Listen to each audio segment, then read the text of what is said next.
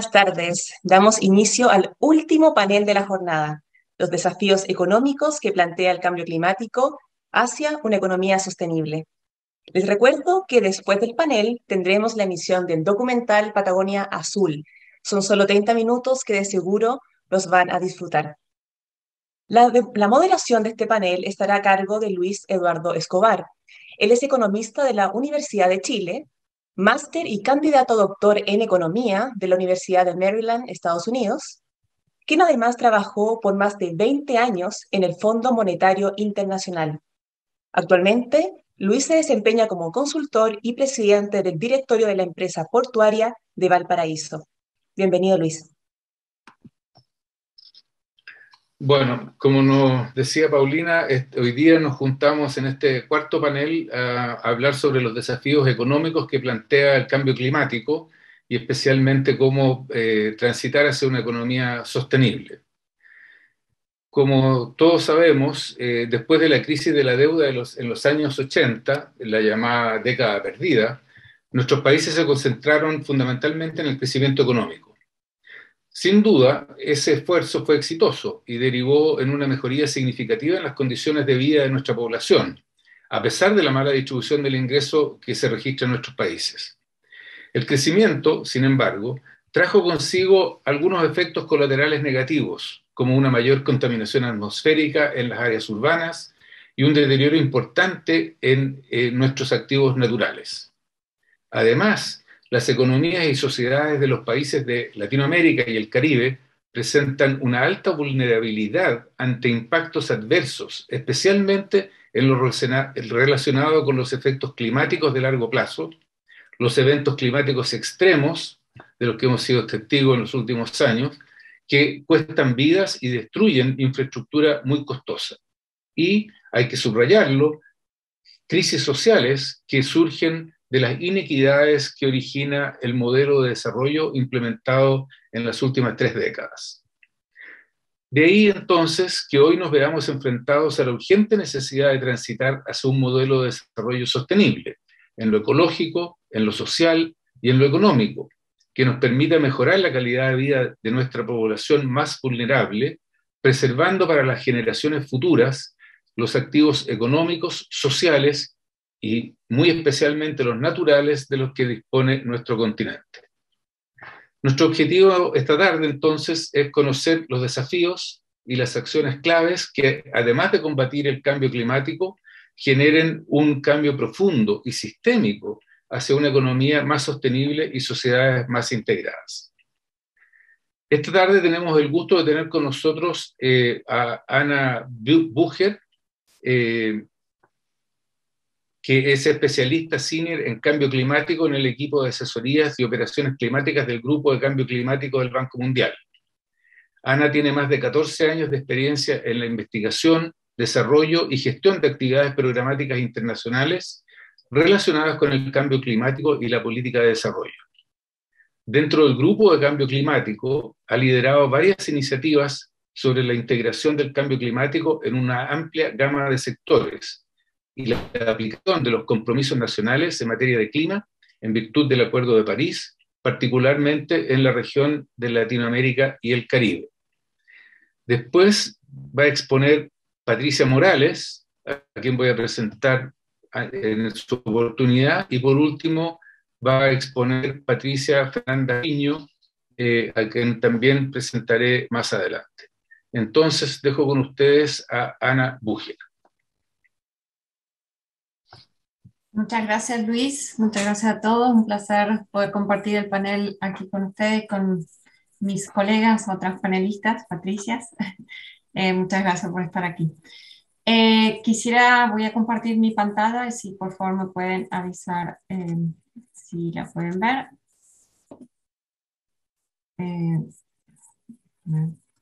Modo presentación.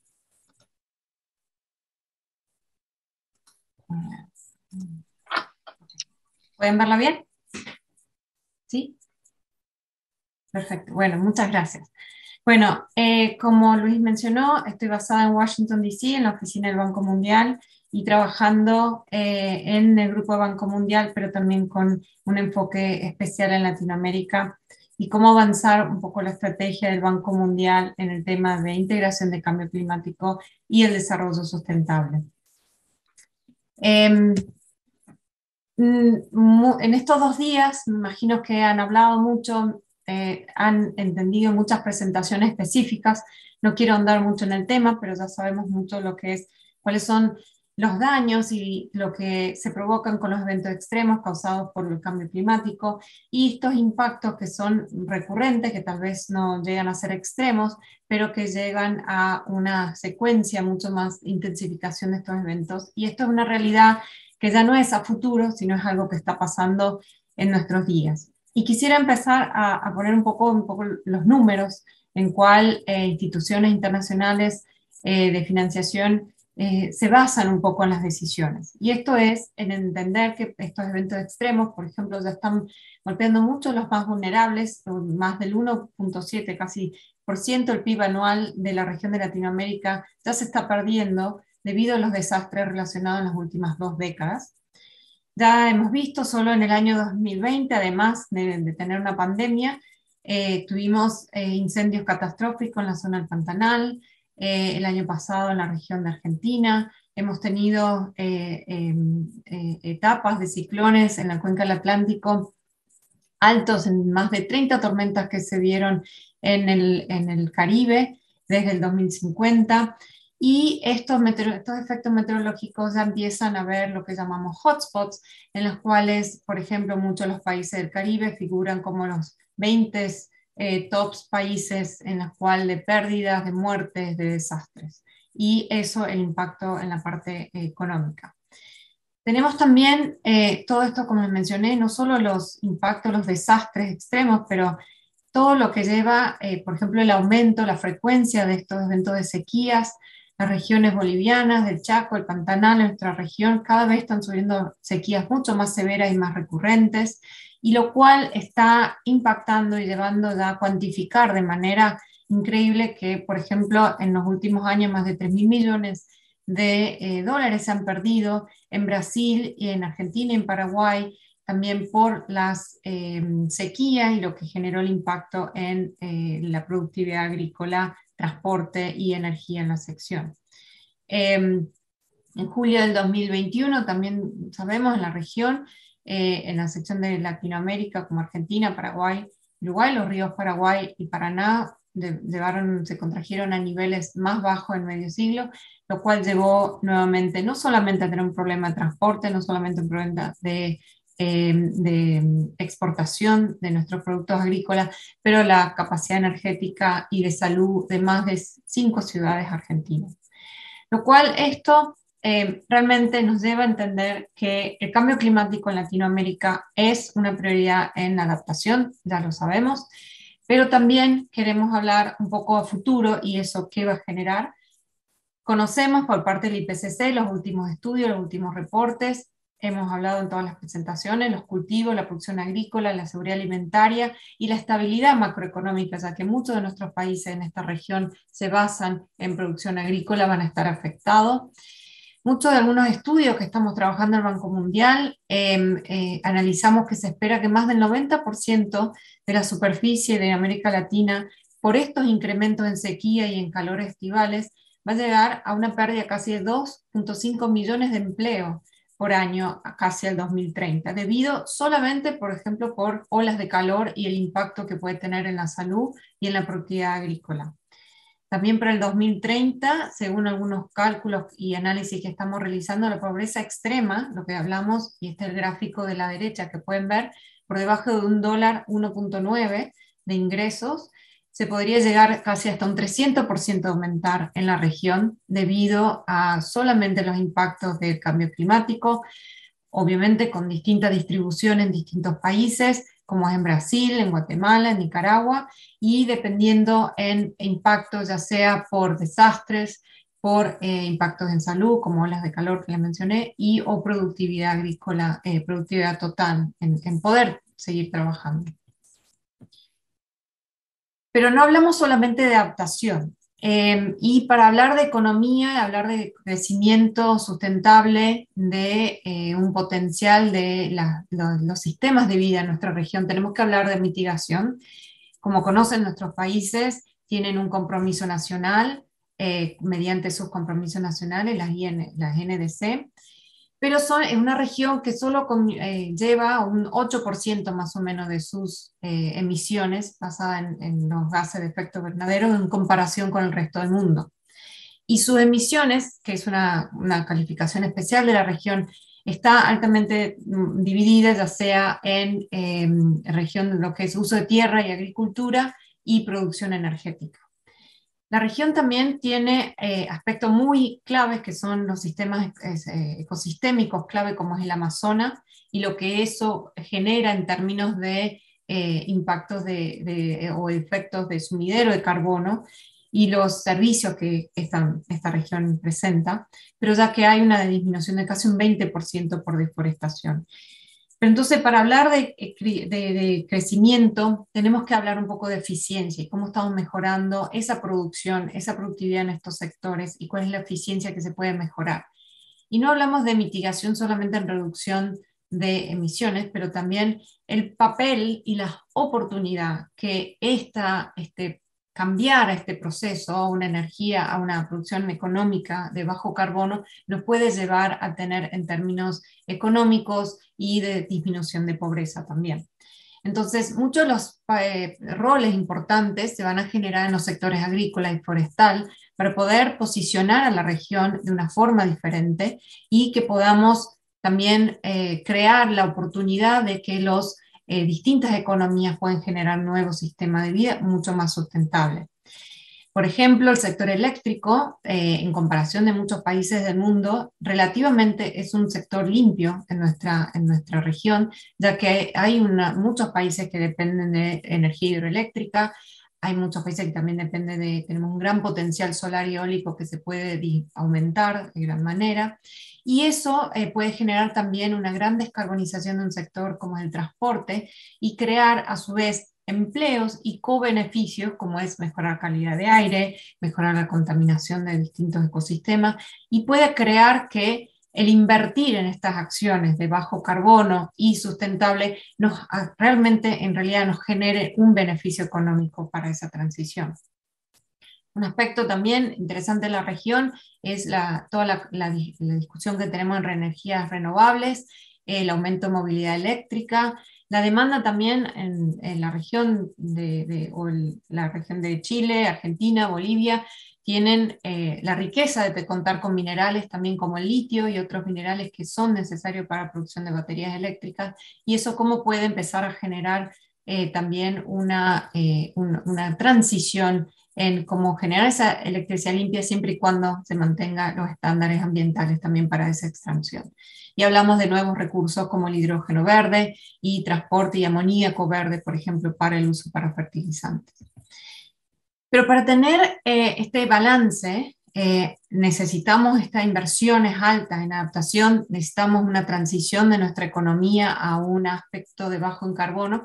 También tenemos que considerar que aunque la región sea de baja emisiones y adaptación, es un mandato importante. Para tener éxito tenemos que trabajar todos, digamos, por un mundo descarbonizado. Y solo quiero mostrarle esta gráfica, donde estamos hablando de para llegar a ideal hasta el 2050, 2060, que es lo que nos plantea el IPCC en términos de no más de un aumento de 1.5, esperamos no llegar a 2 grados centígrados, si no hay un desarrollo también de los países en desarrollo, no solamente de los emisores más grandes que son el país desarrollado, mientras empiecen a descarbonizar los países más desarrollados, los países subdesarrollados también tienen que empezar a tener esa descarbonización, porque el business as usual, si seguimos así, en realidad al 2050 nosotros vamos a ser los que estamos realmente emitiendo y contribuyendo a esa emisión. Entonces, para dejar claro la integración.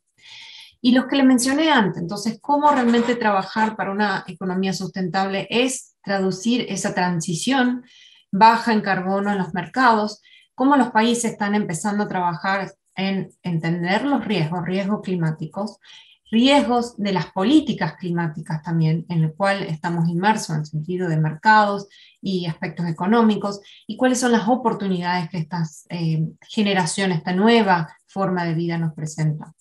Entonces, puntualmente es importante entender cómo la demanda de las cadenas de valor agrícolas van a empezar a generar o la necesidad de que estén determinadas como libres de deforestación y bajas en carbono. Es un riesgo para la región, ya que mucha de su generación, tanto de producción ganadera, tanto de producción agrícola, está determinada por altamente, ya que tiene una intensidad de emisión muy grande. Entonces, ¿cómo poder hacer que esos países que realmente dependen de esa producción agrícola puedan empezar a generar una transición? Uno de los ejemplos, por ejemplo, la productividad de cadenas de valor como el café en Costa Rica, donde se trabaja mucho la carbono neutralidad y realmente empezar a poner la marca de estos productos que no estén asociados ni a deforestación y a una agricultura climáticamente inteligente donde hay una proyección de disminución de emisiones. La descarbonización de los sistemas de fabricación, energía, transporte, cada vez hay una competitividad en términos de competitividad económica que los mercados exigen. Por ejemplo, Europa, Estados Unidos están trabajando en impuestos al carbono, a tarifas o exclusión de productos. La Comunidad Europea está trabajando altamente en poder delimitar el acceso a productos de importación de áreas que vengan con productos que sean de alta emisión o que estén asociados a deforestación. Entonces, ¿cómo podríamos todos los países en nuestra región posicionarlos para poder seguir esa competitividad en términos de productividad económica? Los productores de combustibles fósiles, muchos en la región tenemos demanda y que todavía hay una larga extracción en petróleo, demanda en gas, pero cómo hacer que esa transición también no sea lo que llamamos en inglés stranded assets, que son productos que mientras el mundo se descarbonice, las grandes inversiones en extracción de petróleo, en extracción de gas como una transición, energía, pero que tal vez en 20, en 30 años ya no sea competitivo y realmente va a ser la energía solar o eléctrica la que podamos seguir exportando. Entonces, ¿cómo trabajar en áreas donde grandes inversiones económicas de hoy no van a hacer sentido en 50 años, por ejemplo? Les mencioné rápidamente lo de la extracción de metales, de litio, de Argentina, todo lo que son nuevas posibilidades y cómo puede llegar a eso transformar la economía de ciertos países y en combustibles alternativos también.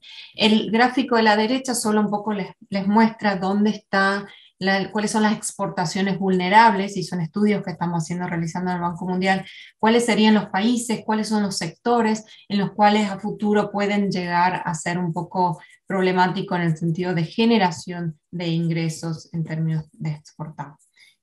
También hablarles un poquito de que en ese proceso de transición a una economía sustentable tenemos que, como mencioné, empezar a actuar hoy. Tenemos la demanda y lo que generó la pandemia, lo que todavía estaba intentando esa recuperación económica, pero cómo es intentar que esa recuperación económica sea esa nueva oportunidad de poder adelantar, agregar muchas de estas ambiciones que los países tienen en términos de integración de temas ambientales, de políticas ambientales, de esa descarbonización que muchos de nuestros países ya tienen en metas, que son las estrategias a largo plazo, cómo podemos enfocarnos y no perder más tiempo del poco que tenemos para poder llegar a esas metas, en las cuales entonces hablamos de trabajo, hablamos de dónde se pueden invertir y cuáles son las nuevas áreas de trabajo, donde esa transición pueda generarse de una manera efectiva, pero hablando de pobreza, hablando de economía, hablando de crecimientos. Entonces también estamos haciendo estudios en dónde y cuáles serían las áreas en tantas industrias donde hay esas nuevas posibilidades y esa transición que sea justa de alguna manera. Rápidamente les quiero hablar de lo que está haciendo el Banco Mundial. El Banco Mundial acaba de establecer una nueva estrategia, plan de acción del cambio climático, exactamente para abordar muchos de estos temas que les mencioné. Es una estrategia por la cual quiere trabajar y enfocar todos sus enfoque en términos de inversiones, de diálogo con los clientes, que es una hoja de ruta para poder realmente integrar ese plan de acción climático y eso cómo se representa en una región como Latinoamérica. ¿Cuáles son las políticas importantes que hay que apoyar en los gobiernos, sobre todo para regulaciones, políticas? Estamos hablando de el ambiente, el entorno, donde, por ejemplo, podamos invertir en acciones transformacionales, en el aspecto, perdón, de los sector privado. ¿Cuáles son las políticas más importantes para poder mejorar las estructuras macroeconómicas y a nivel de sectores, cómo podemos agilizar y facilitar mucho de ese crecimiento?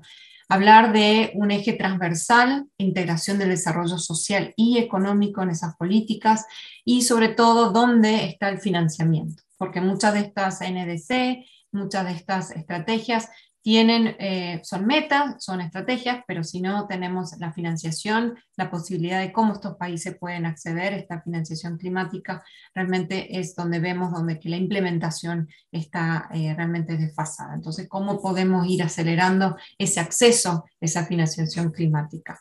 A trabajar con los países para mejorar sus NDC y sus ambiciones, desarrollo de diagnóstico, la parte analítica también, entender mucho más estos puntos, estos factores económicos que tal vez es donde muchas de las sinergias y los incentivos no existen de una manera más estructural, hablar sobre todo no solo de sectores, pero hablar con el sector financiero, los ministerios de finanzas, que son claves en esta integración y en esta determinación. Los nuevos objetivos del Banco Mundial hasta el 2050 ha sido realmente en aumentar su financiación. Estamos comprometidos a un 35% de la financiación del Banco Mundial al 2025, que sea 35% de toda su financiación sea para cambio climático, de la cual 50% para adaptación y 50% en mitigación.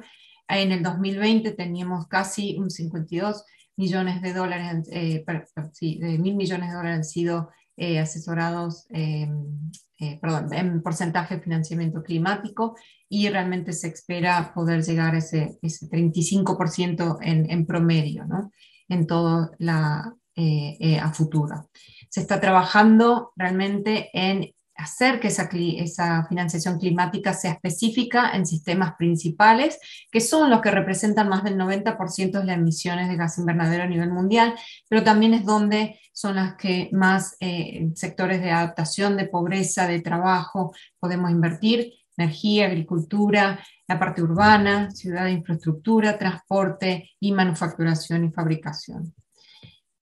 Para eso también, y ya terminando, pero hablar un poco de que esa transición es muy importante, que se haga una transición justa, una transición inclusiva, una transición donde no es de un día al otro que podamos salir de una economía dependiente de carbón, por ejemplo, pero donde el enfoque sea ir pudiendo armar todas esas estrategias para que no es solamente cerrar minas de carbón, pero en dónde poner los skills de la población de trabajo, dónde podemos incrementar la atención de los efectos de estos distributivos de las políticas, donde hay sostenibilidad de trabajo decente, inclusión social, reducción de pobreza. Entonces, cómo ir generando una capacidad adicional en todos estos aspectos nuevos que son transformacionales, son nuevas oportunidades, pero que genere una estrategia justa, inclusiva y efectiva. Y finalmente, bueno, como banco, como también muchas de las otras instituciones internacionales de finanzas, siempre se trabaja para acceder al financiamiento. Y en eso, trabajar mucho con la integración del capital privado. El capital privado va a ser clave en poder atraer muchos de estos iniciativas, de muchos de pilotaje de estas acciones de tecnologías nuevas, pero también en aspectos sociales, en aspectos de mercados, abrir nuevos mercados, por ejemplo, en áreas donde no está tan estratégicamente disponible, todo lo que es el mercado de carbono, bueno, y cómo realmente hacer financiaciones que es combinada, movilización de recursos internos, facilitar la elaboración de capacidad institucional para que estas estrategias sean congruentes y los países puedan demostrar realmente una acción concreta. Y con eso para no pasarme los 10 minutos, muchas gracias y luego puedo atender otras preguntas. Gracias, Luis. Muy disciplinada la presentación en términos del tiempo. Muchas gracias, Ana. Ya vamos a tener oportunidad de hacer preguntas, así es que dejo ahora la pantalla a disposición de Patricia Fernanda Piño.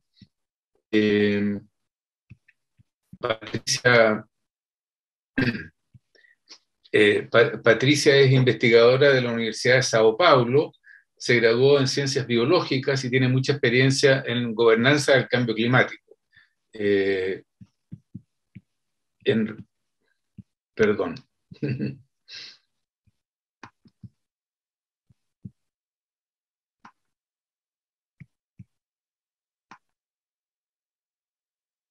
Sí, decía que tiene gran experiencia en gobernanza de cambio climático, servicios ecosistémicos, medios de vida y sostenibilidad, y se ha enfocado especialmente en los problemas de la Amazonía.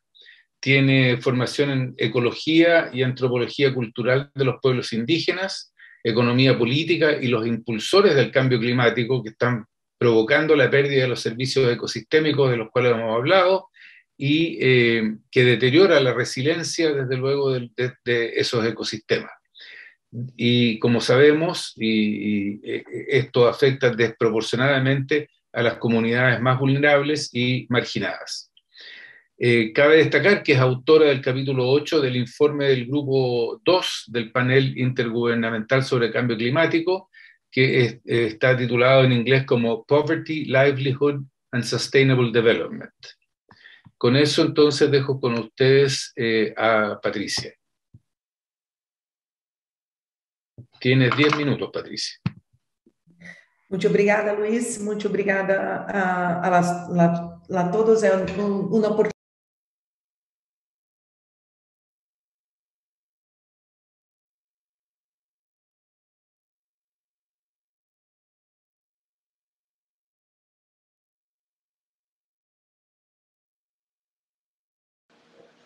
Mi presentación va a ser en inglés, creo que era lo mejor. Lo que yo quería presentar el día de hoy creo que va a ser bastante a modo de complemento, como la presentación de todo el material que hemos estado viendo ahora y todos los retos. He decidido centrarme en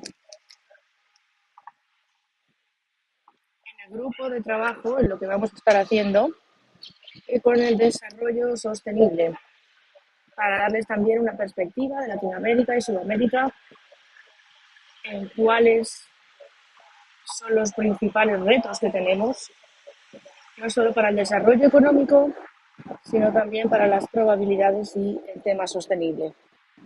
Vamos a ver si puedo mostrarles las diapositivas. ¿Qué es lo que vamos a presentar en este capítulo? Se trata de ver lo que hemos observado como un impacto y como una proyección. Estamos observando en todo el mundo y especialmente en nuestra región el impacto más severo en la economía de las probabilidades de la producción agrícola, en muchas infraestructuras y tareas y trabajos. A gente que es menos responsable ante el proceso del desarrollo y de la crisis climática en la cual estamos. Y todos lo que tienen la menor habilidad de poder dar una respuesta al respecto. Hablaremos un poco entonces de los límites, de lo que podemos resolver, de todo lo que es la parte más importante de la transición del carbono y del desarrollo en sí. Se trata del concepto que estamos utilizando, de un punto que es un complemento de la continuidad, en una manera donde tenemos que dirigir lo que intentamos tener con una economía que pueda prosperar, que pueda servir. Que puede servir y que pueda representar un cambio climático en el futuro. Se trata de ver los riesgos residuales de la pérdida, del daño, que no son solo económicos, sino también daños no económicos. que son quizás un poquito más difíciles de comprender y dialogar al respecto. Tenemos un alto nivel de confianza, sobre todo en Latinoamérica también, Latinoamérica o Sudamérica, con cambios climáticos. Se trata de ver estos retos de desarrollo, incluyendo la falta de igualdad y un aumento de muchas otras cosas, con el impacto adverso de los cambios climáticos. Y siempre tiene que haber escenarios de cambios climáticos que se deban a la capacidad de la respuesta adaptativa y de diferentes sectores que limitan el desarrollo y la economía que puede suponer todo esto. El cambio climático supone la tendencia del desarrollo, de los cambios del desarrollo. Todo lo que puede llevar también en la vinculación de la mejora de la pobreza en muchos aspectos. Creo que todo el mundo está bien familiarizado con el lenguaje de la economía y de todo lo adicional. Significa que gran parte de la región está ahí, sobre la evidencia que estamos mostrando. El impacto, entonces, el impacto del cambio climático, de la economía, de los diferentes sectores, de la vida de nuestra gente, el tema de la mortandad asociada con diferentes respuestas, con diferencias, es algo que marca la colaboración entre regiones. Esto lo que hace es mostrarnos que hay gente que tiene diferentes puntos de inicio para trabajar, ya sea ante la resistencia climática, del desarrollo y cómo se puede llegar a avanzar, ya que no todo el mundo tiene el mismo baremo. Hay varias diferencias. Es diferente, es algo sumamente habilidoso, pero se trata a veces de ver la alta tasa de mortalidad, incluida la pérdida, es muchísimo más alta para algunos países que son más vulnerables si lo comparamos con los países que son menos vulnerables. Esto hace relación al tema de cuál es el centro y cuál es la vulnerabilidad de las diferencias, de los diferentes impactos y los riesgos en diferentes personas y diferentes ecosistemas. Así que este es un link en el desarrollo, en el proceso, en el historial de lo que llega a ser el colonialismo, que está en una región empoderada, con altos niveles de pobreza, incluyendo diferentes tipos de servicios básicos, educación y con diferentes instancias. Así que este sería un tema de igualdad y ver cuál es la dinámica. La dinámica con el ejemplo que tenemos con Latinoamérica, es el que yo les he puesto aquí, pero lo que estamos viendo es que nuestra región, como otras, no se basa solamente en la evidencia de la falta de igualdad en estos impactos, sino también en un tema que son las oportunidades futuras, especialmente para el desarrollo económico. Por ejemplo, es algo sumamente bueno poder ver la vulnerabilidad y la falta de igualdad que existe asociada con estos impactos diarios del cambio climático. Tenemos diferentes impactos. Tenemos también gente que tiene países con otro tipo de mortandad. Y todo lo que está relacionado con la pérdida económica. Pero es el mismo periodo, por ejemplo, si lo comparamos en el continente americano, muchas menos se vieron afectadas por la misma pérdida laboral si lo comparamos con otros años, con el tema de sequías y pérdidas económicas. Todo esto está medido sin materiales que no son tangibles, no son medibles, porque es un tema de probabilidad. Así que básicamente esto lo que hace es mostrarnos un poquito de los millones de personas que están viviendo en regiones que tienen una clasificación que está relacionada con cambio climático. Son diferentes regiones y diferentes temas de vulnerabilidad. Tenemos más personas que están en estos grupos altamente vulnerables. Y en nuestras regiones, Sudamérica, estamos hablando de un estado un tema de fragilidad por diferentes retos que tenemos, y son los retos que acabo de presentar yo ahora, para poder recuperar sus trabajos ante el cambio climático fundamentalmente. También pueden ver como en la parte central de Sudamérica hay una gran familiaridad con la alta tasa de vulnerabilidad, porque también tenemos la mortalidad que está asociada, que están relacionados con todos estos cambios, pero también con un seguimiento que tiene respuesta ante diferentes sequías, por ejemplo, y tenemos una alta confianza en esta evidencia. ¿Por qué? Porque tenemos muy bien diferenciado varios caracteres y varios aspectos que en Sudamérica podemos modelar diferentes herramientas ante diferentes retos que están linkeados con el tema de la gobernabilidad, con la gestión de los riesgos, sobre cómo estamos planificando economías que tienen una ventaja que no es la misma ante el cambio climático. También tenemos retos moderados, altos niveles de personas, de gente que tiene un pobre acceso al desarrollo, al nivel de la falta de igualdad, de dependencia entre la agricultura, entre probabilidades que tienen este tipo de impulsibilidad ante los peligros, los daños climáticos, y también temas de seguridad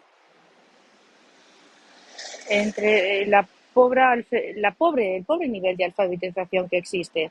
Estos son aspectos que realmente están en el corazón de cómo estos riesgos del clima pueden llegar a cumplir sus límites. Aquí pueden ver un ejemplo sobre la parte central de Sudamérica, lo ven aquí en pantalla, en poblaciones que realmente están muy expuestas a los peligros y a los daños climáticos, incluyendo productores, gente indígena en el Amazonas, ante lo que es el desarrollo de comunidades tradicionales. Aquí tenemos también un resumen de diferentes impactos que podemos observar en nuestra región y que está asociado con la probabilidad ante lo que son daños, temas de ingresos, de activos, etcétera, etcétera.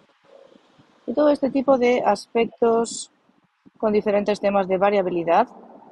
Así que cuanto mayor sea el círculo, mayor será nuestra confianza, nuestro índice de confianza, ya que estamos ante algo extremo entre lo que es las herramientas temperadas y entre el calor que afecta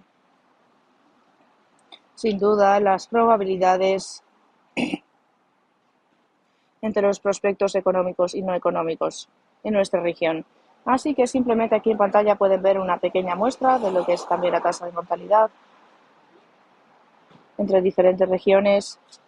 Cuando tenemos el pensamiento entre Sudamérica, por ejemplo, tenemos muchas inundaciones que pueden afectar, así como tormentas, calor, altas temperaturas, con una mayor diversidad de la tasa de mortandad y las diferentes pérdidas que esto conlleva. Lo que presento aquí son datos que el Banco Mundial nos muestra una alta incidencia de mayores sectores que se ven más impactados. Lo que les quiero mostrar aquí es que más allá de esta pérdida económica, tenemos pérdidas que no son económicas, pero que se tratan de una constitución de tendencias varias. Por instancia, por ejemplo, tenemos pérdidas varias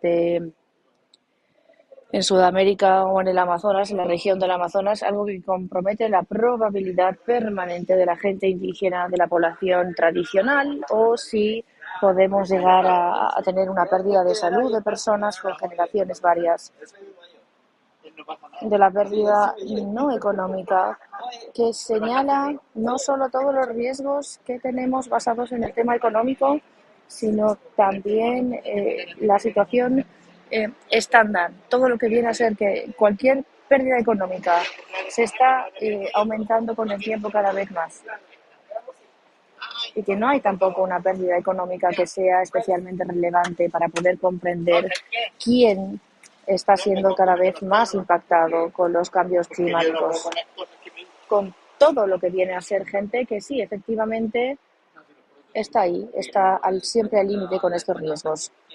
Tenemos un ejemplo de cuáles son estas pérdidas para la gente del Amazonas, de los peligros climáticos que se ven combinados con diferentes eventos, con zonas económicas peligrosas y todo lo que viene a ser la degradación asociada con la caída del calor. Esto está causando variaciones, muchas de los problemas y de la transición hacia un logro mejor, y al ataque consecuente del ecosistema. Asumimos, obviamente, que esto es algo lógico, esto es algo que iba a pasar sí o sí, porque hay un tema de probabilidades en la cultura que va ligado al ecosistema. También me gustaría añadir y comentar que la difícil adaptación de nuestra región sigue teniendo una adaptación que ha sido complementada a través de todo el mundo, donde hemos visto este tema de las probabilidades y diferentes adaptaciones, planes, especialmente con la municipalidad y otros donde hay un conocimiento enorme de la región, donde sabemos que hay unas medidas de pérdidas varias, donde se tienden a concentrar en lo más importante, en el tema de la población. Y también creo que esto ya se ha presentado, esta cifra ya la hemos mostrado, pero es un escenario que nos habla del desarrollo de la pobreza extrema con diferentes identidades. Significa que, ha habido un cambio en los últimos años y lo podemos ver aquí reflejado. Llegamos ahora al concepto de la sociabilidad. Me gustaría decir que hay una duda mayor ante la adaptación, las posibilidades, ya que los riesgos van aumentando y las variabilidades del territorio cambian también. Estos son puntos que muestran diferentes retos en la sociedad que están unidos a diferentes situaciones cambiantes, con el resultado que se ve completo con la migración, entre otros. Aunque hay un cambio climático con diferentes regiones, nosotros experimentamos una revolución de las probabilidades que entran en acción con la crisis humanitaria, donde se puede ver el tema de la migración, los cambios, la violencia que llega a estos puntos sociales. Pero sí tenemos una oportunidad de que las cosas cambien en un concepto, en un contexto en desarrollo, que nos pueda mostrar cómo experimentamos todo esto, cómo podemos experimentar el cambio, la protección ante otros riesgos, cómo nos podemos proteger ante el calentamiento global y el aumento en 0,5 grados Celsius que está experimentando el mundo. Tenemos también una mejor oportunidad para tener una resistencia climática ante el desarrollo y una economía que va a estar conduciendo realmente una mayor oportunidad para implementar una adaptación de manera conjunta, junto con la reducción de las emisiones, y las oportunidades son que sí, poco a poco vamos a poder reducir esta distribución de estas pérdidas y daños en todos estos materiales. Lo que estamos intentando señalar es que sí, tenemos que ser capaces de conseguir y poder establecer una adaptación que esté ahí, que sea lo necesario, que cumpla con lo que tengamos que hacer. Y el tema y el ecosistema está ahí. Podemos empezar. Y ahí podemos ver diferentes maneras, cómo hacerlo, con diferentes escenarios. Y podemos ver, de aquí al 2030, si hay diferentes medidas con la adaptación de manera conjunta, junto con la adaptación y la temperatura global con los diferentes grados, donde tenemos una mayor oportunidad de poder llegar a estos desarrollos y poder ver la economía y ver cuáles son las instancias. ¿Solamente es para seguir aquí o para poder cumplir con algunos problemas y con algunas cosas con las cuales podemos contribuir? Así vemos también cuál es la respuesta que vamos a poder ofrecer ante la mitigación, la adaptación y también las diferentes influencias. Así que, por lo tanto, podemos decir que tenemos un espacio.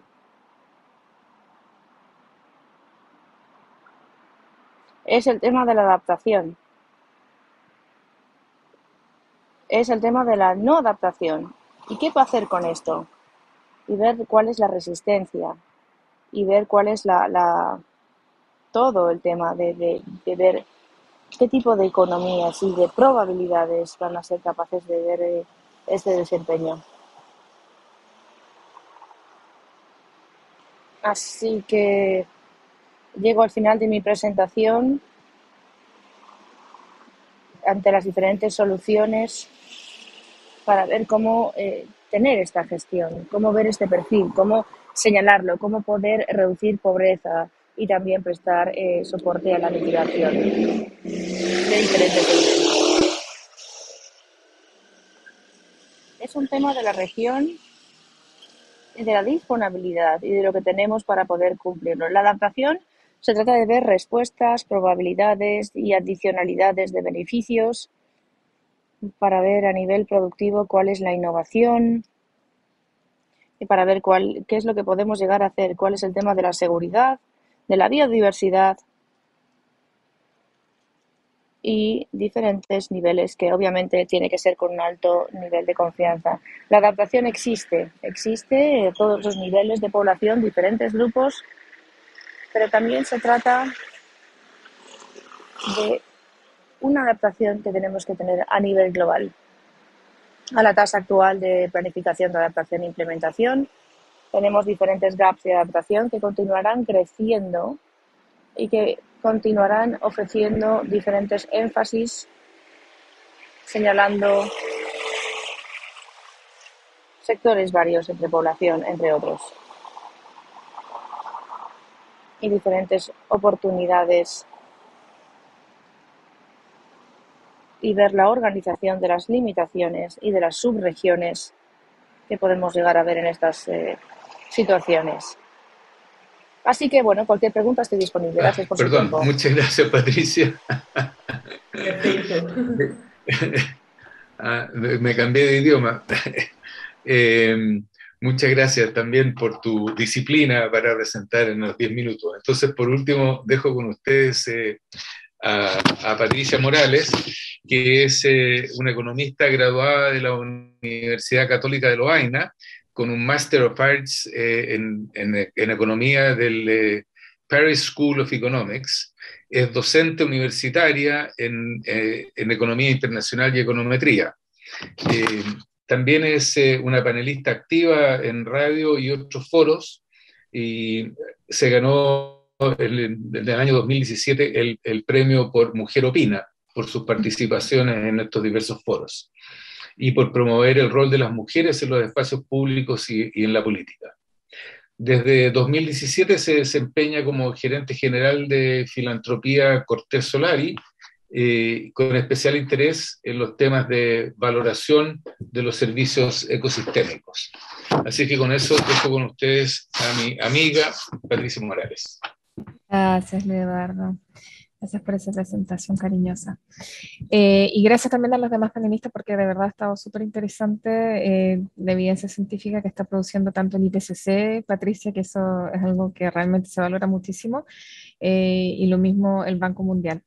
Yo les quiero presentar un proyecto que estamos haciendo desde Filantropía Cortés Solari, desde Fundación Meri en particular, que es una de las fundaciones del grupo filantrópico que represento, que fundó Francisca Cortés Solari, y que tiene que ver justamente con la valorización de los servicios ecosistémicos. Simplemente recordar, para quienes no me escuchan, pero en definitiva es algo que ya tenemos todos muy claro aquí, la importancia sobre el carbono azul como fuente de almacenamiento fundamental de servicios ecosistémicos marinos y costeros, y obviamente de captura de CO2 de manera mucho más eficiente que en la Tierra. Lo que nos ocurre, eso sí, es que estos servicios ecosistémicos en general no están contabilizados en el cálculo económico. Siempre decimos que los océanos representan 60% del PIB mundial, pero principalmente debido a industrias que son fuertemente extractivas y de ninguna manera se contabiliza en ese ejercicio el valor económico de estos servicios ecosistémicos. Entonces existe como este discurso predominante de que el crecimiento económico está estrechamente vinculado a los océanos, sin tomar en cuenta los riesgos sociales, ambientales y económicos de este modelo extractivista. Nosotros siempre hablamos en Filantropía Corte Solari de que el cambio climático como modelo es un fenómeno multidimensional y que por lo tanto su solución tiene que ser multidimensional, abarcando no solo lo ambiental, sino que también lo social, lo económico y lo cultural. Por lo tanto, si uno va a hablar de crecimiento económico, también tiene que hacerse cargo de los otros riesgos que están en las otras dimensiones. Y justamente eso es lo que hemos tratado nosotros de trabajar hace un cierto tiempo. Recalcar que el hecho de que no exista una adecuada contabilidad o una adecuada valorización de los servicios ecosistémicos, sea marinos o terrestres, en las cuentas nacionales, produce obviamente una mala toma de decisión o una falta de racionalidad económica en la toma de decisión. Produce externalidades negativas debido a la actual matriz productiva en términos de daño e impacto sobre estos servicios ecosistémicos marinos.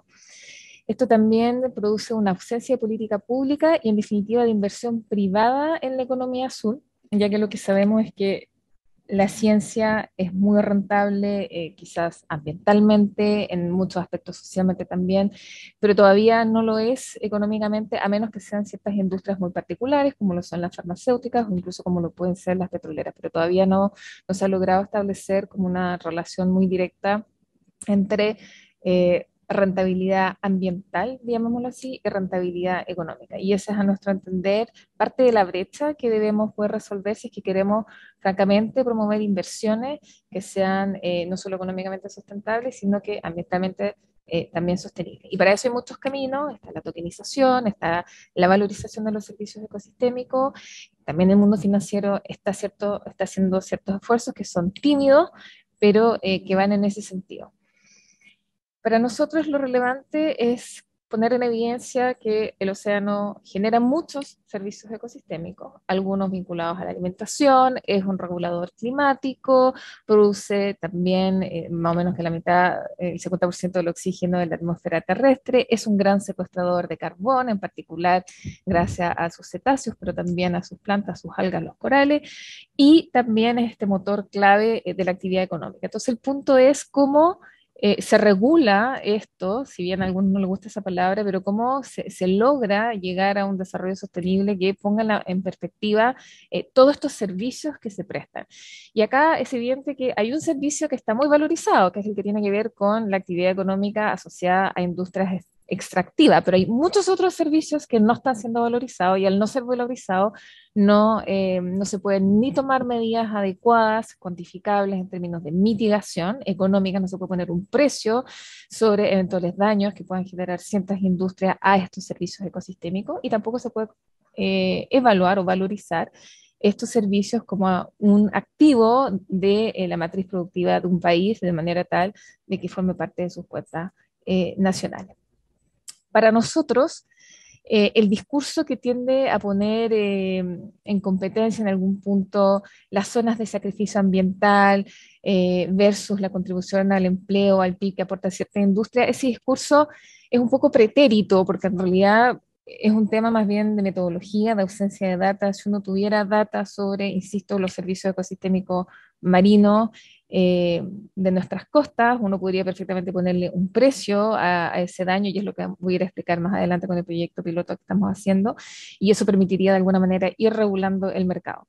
Sabemos que para ciertas personas es como que el poner un precio sobre los servicios ecosistémicos es casi, ¿cómo decirlo?, un crimen.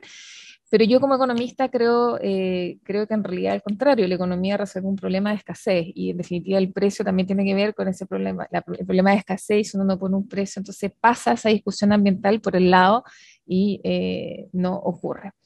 Entonces, ¿qué es lo que hemos tratado de hacer en el Golfo de Corcovado? ¿Qué es lo que ha tratado de hacer Chile? Ya que el proyecto que voy a presentar ahora es un proyecto del Estado, de nuestro gobierno, que fue recientemente presentado hace un par de semanas por la ministra Urrejola en la conferencia de Palau como uno de los compromisos país en tema ambiental, lo que hemos hecho es trabajar en la conservación de una especie, es decir, de la ballena azul y luego ya de la ballena en general que están en el Golfo de Corcovado, pero en particular la ballena azul. Estamos trabajando en la conservación de esa especie, producto de los servicios ecosistémicos que genera, y por otra parte estamos valorizando económicamente esos servicios ecosistémicos marinos que esta ballena generan, de manera tal de ver la manera de incorporarlo a las cuentas nacionales.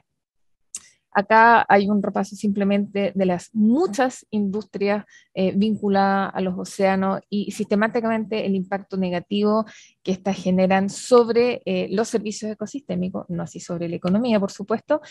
Y claro, existen muchas otras iniciativas que tienen un impacto positivo en los servicios ecosistémicos sin que forzosamente formen parte del círculo de mercado económico más tradicional. En el marco del proyecto que voy a presentar en unos minutos, que se llama Blueboot Initiative, Fundación MERI, junto a Ralph Chami, que es director del Fondo Monetario Internacional, y otros economistas, se valorizó por primera vez en el mundo los servicios ecosistémicos marinos de las ballenas azules de la Patagonia Norte. ¿Qué se estudió? Ahí se estudió, bueno, primero que nada, cuánto se capturaba, cuál era en promedio la captura de carbón de cada ballena y su posterior valorización, también el turismo de observación de las ballenas como servicio ecosistémico marino económico que produce los cetáceos, la mejora de la pesca tradicional, etc. Y eso derivó en un cálculo que estableció que los servicios ecosistémicos marinos que provocaban las ballenas, cada ballena tenía un servicio ecosistémico que tenía un valor económico de $4 millones, infinitamente superior al valor comercial de una ballena para destino alimenticio en los países asiáticos, que es de $80.000. Eso significa que si es que existiera la potencialidad de establecer, por ejemplo, que estos cetáceos sean bienes públicos pertenecientes al Estado y que uno le pusiese ese valor, inmediatamente cualquier colisión contra una ballena generaría un daño a un activo país muy grande y eso obligatoriamente iniciaría un mercado de seguros en tráfico marítimo, que es un poco lo que hemos estado desarrollando desde ciertas mesas de trabajo de Blueboot. Entonces, este tipo de ejercicio se puede hacer a cualquier otra especie, no solo que sea que estén en aguas públicas administrativamente del Estado, sino que también esto aplica para los árboles, aplica para los pompones, las turberas, los pétalos, lo que sea. El punto acá de fondo, y por eso lo recalco, es qué hacemos para valorizar estos servicios ecosistémicos. Ahora, ¿por qué nosotros empezamos a trabajar esto en Chile? Antes de llegar al proyecto propiamente tal, porque nos parece que Chile, y esto es algo importante recalcarlo en el contexto internacional, Chile es un país bastante único, de 4.500 kilómetros de largo, que tiene más de 130 ecosistemas distintos, excepto el tropical. Realmente tenemos una capacidad de no solo ser un termómetro del cambio climático, sino también de generar soluciones que puedan tener escalabilidad.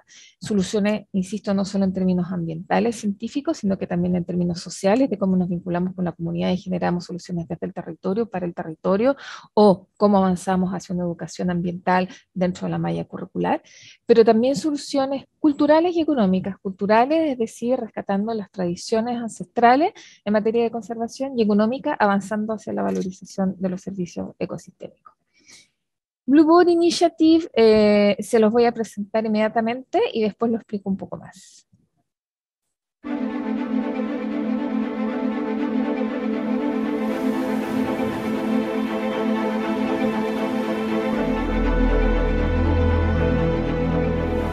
For millions of years, whales have populated the waters from the Antarctic to the Arctic, sequestering 33 tons of CO2 over their lifetime. That's 1,500 times more than a tree. Their bodies absorb the CO2 so that it does not go back into the atmosphere, thus helping to produce one of the main gases causing global warming. As they swim, the whales also provide nutrients to the oceans. These nutrients are a source of microscopic life, such as plankton, which helps the oceans to produce 50% of the oxygen consumed by the planet.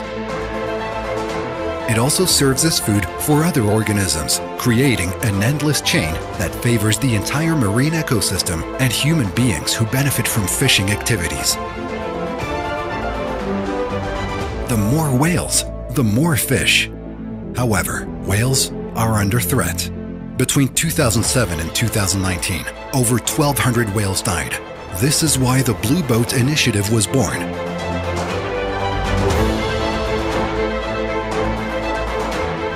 The Blue Boat Initiative will install and connect the first South American network of early warning acoustic buoys for whale protection.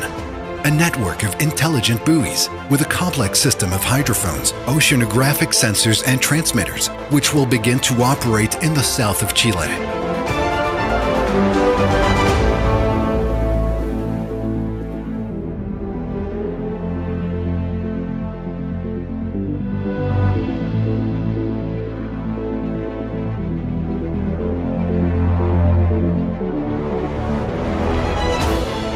This is one of the main feeding and breeding areas for whales in the southern hemisphere, thanks to the great supply of food and shelter generated by the unique combination of fjords and the subantarctic and oceanic currents.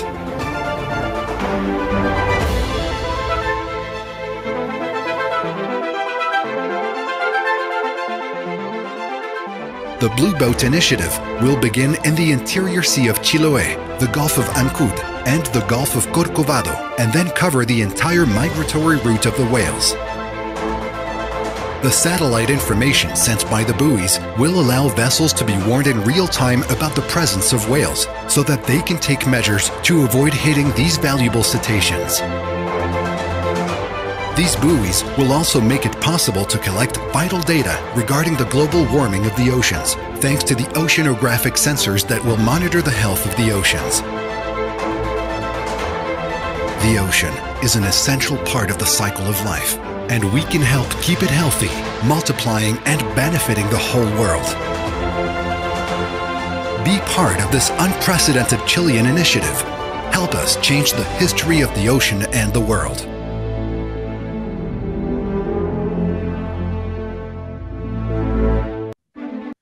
Entonces acá lo relevante es que partimos con un diagnóstico hace ya más de 10 años desde Fundación Meri, que era que las ballenas por fin habían regresado al Golfo de Corcovado, generaban estos servicios ecosistémicos que eran únicos en su estilo, no solo en términos de captura de CO2, sino en todos los nutrientes que generaban por su paso, pero que evidentemente tenían muchas amenazas muy vinculadas a las matrices productivas asociadas a nuestra industria, pero también obviamente al tráfico marítimo. Entonces, que íbamos a trabajar en dos sentidos. Por una parte, traer a Chile la última tecnología que existe para el monitoreo de los océanos y los ecosistemas terrestres, que es la tecnología Listen to the Deep Ocean. Acá lo que se trata es escuchar a los océanos y escuchando a los océanos identificar cuál es el impacto que tienen ciertas industrias sobre las especies, cosa de trabajar codo a codo con la industria e ir monitoreando ese impacto y reduciéndolo. O sea, es una solución de mitigación clara y concreta. Acá en particular, estos oídos inteligentes se ponen en una boya, como explicaba el video, se manda esta alerta a las embarcaciones, se les avisa de la presencia de ballena y con esto se busca reducir sustantivamente el número de impactos y entonces salvar en el fondo las ballenas producto de estos servicios ecosistémicos. Pero estamos convencidos que no basta con el proyecto tecnológico, sino que tenemos que lograr hacer entrar esta tecnología de alguna manera y otras, porque oficia de piloto en definitiva, a las cuentas nacionales. Y para eso entonces el camino es la monetarización de proyectos de esta de envergadura y en particular tratando de valorizar los servicios ecosistémicos de la ballena y otras experiencias que estamos también evaluando con tokenización. Este es un poco lo que va a ser el mapa. Esto es el Golfo de Corcovado alrededor de la isla de Chiloé, que es la isla más grande de Chile, que es en la Patagonia Norte y que tiene un elevado tránsito de tráfico marítimo. Estamos también viendo la posibilidad de que esto se extienda más al norte en nuestro continente. De hecho, ya tenemos posibilidad de ir instalando en otras partes y un poquito la idea es que Chile también muestre su capacidad técnica hacia otros países. Eso, muchas gracias.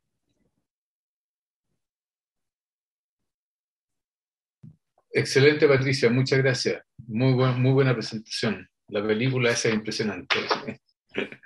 Gracias. Bueno, ahora podemos abrir esto a una conversación más general y tal vez, aprovechando mi rol de moderador, plantear algunas preguntas iniciales. A Ana Bucher, le querría preguntar, tú has hablado de la parte de la oferta de financiamiento por parte del Banco Mundial, pero una de las cosas que yo he encontrado cuando uno trata de promover acciones en favor de, por ejemplo, las metas de desarrollo sustentable, es que falta mucha información sobre los costos reales de poder alcanzar esas metas. Entonces, te quería preguntar si sabemos cuánto dinero podría haber disponible para ayudar, pero ¿sabemos algo sobre, o cuánto sabemos más bien, sobre los costos de la transición para limitar el calentamiento global en los próximos años? Si quieres, una vez le hago una pregunta también a Patricia Piño, y esa tiene que ver más con la inequidad o la desigualdad. Hay el huevo y la gallina. En el sentido, los países son, hay una diferencia entre países. La desigualdad de países más pobres también sean más vulnerables. Entonces, esa desigualdad requiere, digamos, de alguna forma un traspaso de recursos hacia esos países.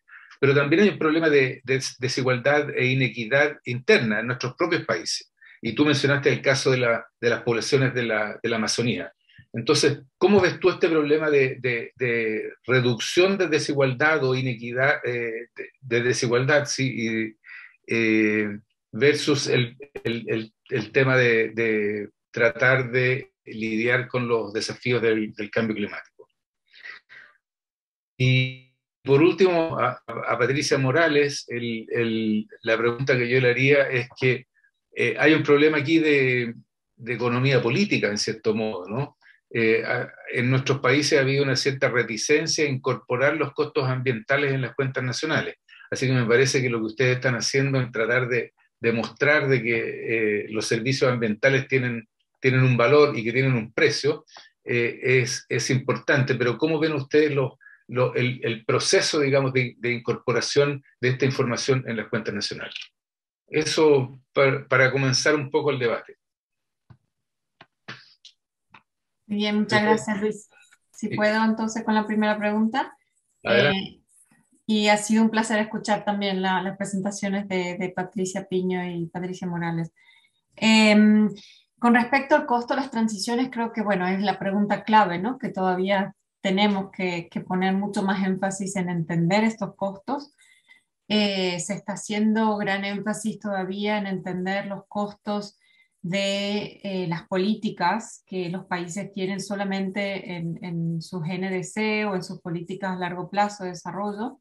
Y creo que ahí es donde entender, y Patricia, ambas Patricias lo mencionaron, el costo de que la integración de que el cambio climático no es un sector o una acción, pero es integrado en el sector económico, social y también natural, es el dilema, ¿no? Y es la brecha que realmente estamos trabajando. Se están haciendo varios estudios. Creo que realmente conocer los cobeneficios de las acciones, porque a veces no solamente el costo es en una actividad de adaptación, por ejemplo en agricultura o en transporte, energía, pero también es valorizar que actuando en esa medida de adaptación podemos también trabajar con acciones de bajo carbono y que eso nos van a dar beneficios, ¿no? No tanto los costos, pero los beneficios. Entonces queremos realmente clarificar.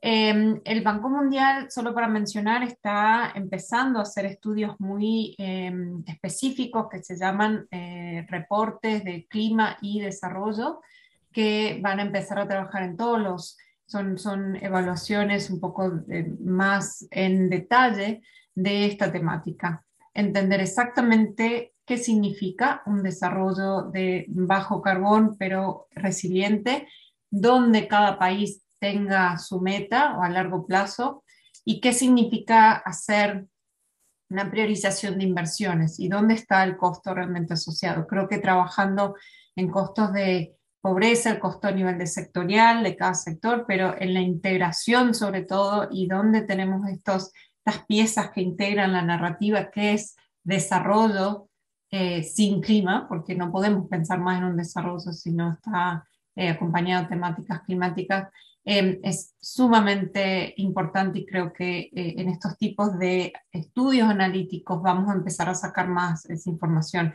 Nos faltan muchos datos, nos faltan mucha información climática, nos faltan, Patricia Piño, lo que mencionaste, muchos de esos que no son valorados, ¿o no? Esos ecosistemas que no son económicos.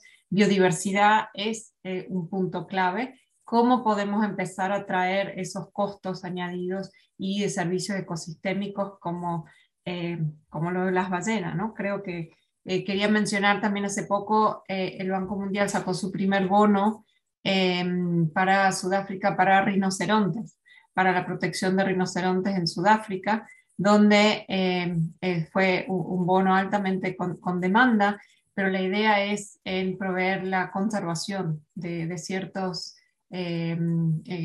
fauna natural, ¿no? Como el rinoceronte y cómo esto estaba pensando cómo se podría aplicar el bono azul de ballena o muchas de estas opciones que tenemos. Pero el punto es la integración, el punto es la visión, que ya no es un sector, no es un dilema de a futuro, pero cómo lo podemos integrar. Y el costo, dar el número, es realmente lo que tenemos que poner muchos de estos esfuerzos. Así que no tengo la respuesta exacta a futuro, esperamos poder tener mejor información. Gracias, Luis. Efectivamente, yo creo que nadie la tiene. Esa es parte de la labor futura, digamos, y de construcción de las convicciones también. Patricia. ¿Cuál? Piño. Okay. Piño. What a chance, huh? We have two Patricias here. I think what I would like to say about Lo que creo que podemos llegar a considerar es el cambio, es un cambio exterior, en realidad. Tenemos, por ejemplo, el tema del calentamiento global y esto hace que las diferentes inigualdades, faltas de igualdades, puedan denotar varias instancias. Del trabajo agricultura, de todo lo que puede llegar a ser diferentes fuerzas que muestran una instancia de responsabilidad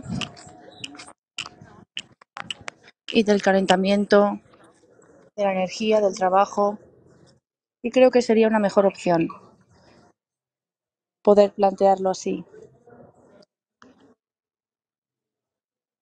Donde tenemos estos países que tienen este mayor impacto y donde hay una falta de recursos mayor que la gente tiene que suplir y tiene que intentar ver cómo controlar. Tenemos oportunidades de seguir trabajando, tenemos la instancia de poder hacer algo al respecto y tenemos que seguir con los demás. Tenemos que respetar también las tradiciones de los demás, viendo cuál es este impacto real que se puede llegar a utilizar. Son cosas que pasan en países varios y tenemos que unirnos, tenemos que identificar dónde pasa realmente. Hacia áreas marginales, complicadas. Como he dicho, es gente que en realidad no tiene la oportunidad, pero para eso estamos nosotros.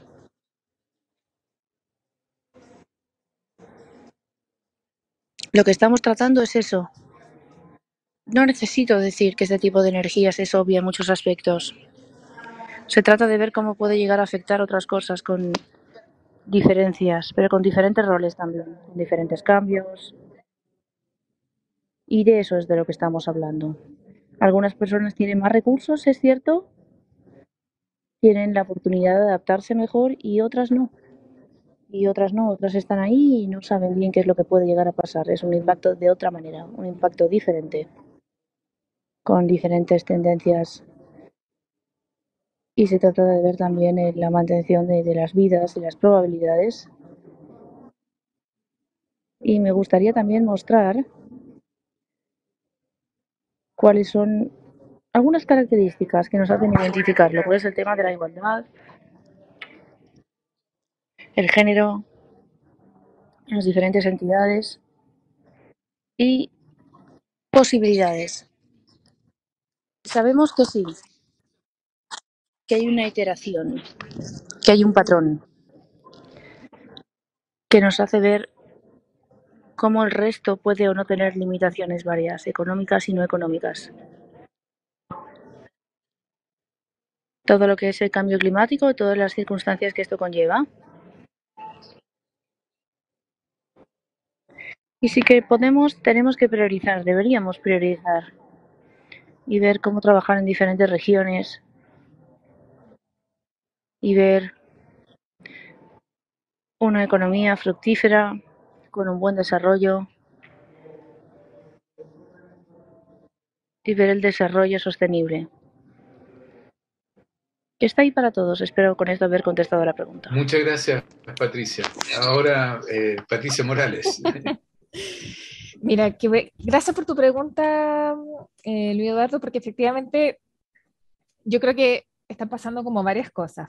Por una parte, hay pilotos en algunos países que buscan avanzar hacia una valorización económica de los servicios ecosistémicos, sean marinos o terrestres, y una posterior incorporación en cuentas nacionales. Y pilotos hay, por ejemplo, en Palau, en Camerún se está trabajando, bueno, en Palau se está trabajando con servicios ecosistémicos marinos, con tiburones. En Camerún se está trabajando también con elefantes. De hecho, es un ejercicio que también está valorizando Ralph Chami, que hizo el ejercicio con nosotros. Chile ha estado, tú lo sabes mejor que nadie, quizás bien reacio, porque existe esa doctrina equivocada, lamentablemente, según la cual esto es puro costo, y justamente se trata de cambiar esa doctrina y explicar que justamente es un activo, es un valor, que no es costo. Entonces hay que cambiar el modo de verlo. Quizás la esperanza, curiosamente, venga por parte del mercado, porque yo sí creo que el mercado está avanzando muchísimo más rápido. El sector privado en este caso está, ¿y a qué me refiero? Lo voy a explicar, está avanzando mucho más rápido quizás que los estados, lo cual es curioso, y tiene que ver porque sí, efectivamente, hay agentes que están dispuestos a invertir cada vez más, primero desde, yo te diría, una perspectiva más filantrópica, pero luego desde una perspectiva que no es tan filantrópica, y están dispuestos a invertir primero en tecnología de mitigación, pero luego sí están focalizándose cada vez más en estos famosos servicios ecosistémicos, porque obviamente es como, bueno, ¿qué hacemos para cuidar los océanos? Considerando que no hay suficiente tecnología artificiales, pero sí hay tecnologías naturales, la Nature-Based Solutions, y las Nature-Based Solutions tienen que ver todo el rato con justamente estos servicios ecosistémicos marinos o terrestres. Entonces, yo pienso que todo lo que tiene que ver con tokenización, entre otras cosas, está muy relacionado con las respuestas que puedan dar ciertos privados a la organización de un mercado que probablemente termine ya se están desarrollando ciertos pilotos en la materia, nosotros también estamos avanzando en ese sentido, que probablemente se desarrollen mucho más rápido que el mercado regulado oficial, sea el de Naciones Unidas, sea el de los gobiernos, y probablemente eso, confío, espero, termine generando un detonante que vuelva una obviedad para los estados, no quedarse fuera de una cantidad de activos que pudiesen ser transables bajo una lógica de justamente invertir inteligentemente en servicios que cuiden los océanos más que los destruyen, porque justamente hay un cálculo que no se está viendo. Entonces yo pienso que esta vez, curiosamente, la respuesta va a venir más bien por el mercado privado.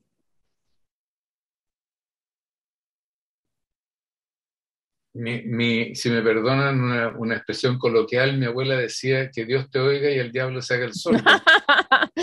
En eso estamos.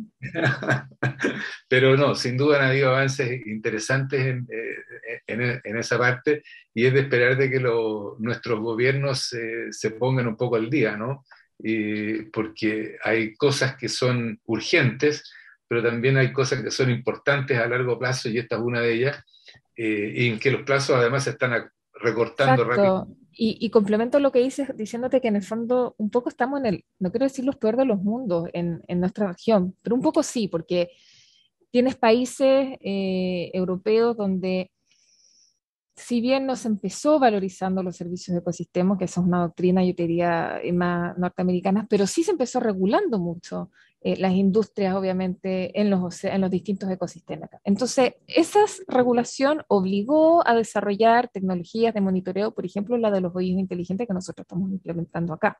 Ese es un camino más regulatorio que no estamos implementando en la región. Otro camino es decir, bueno, vamos por el incentivo, que tampoco se está implementando del todo en la región y estamos haciendo pilotos en ese sentido. De alguna manera, yo tiendo a pensar, y acá estoy hablando por Chile, por lo que ha sido la tradición chilena, pero puede cambiar, a falta de regulación tendrá que hacerse vía mercado.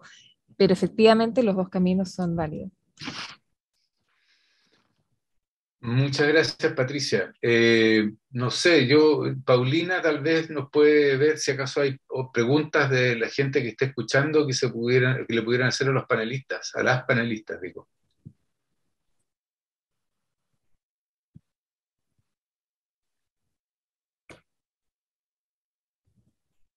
Luis, no hay preguntas por el momento, en particular sobre el tema que estaban conversando, así que dime tú, ¿siguen con preguntas o damos por finalizado el panel? Bueno, yo tal vez le dejaría abierta a las panelistas a que se hicieran comentarios o preguntas entre ellas antes de cerrar.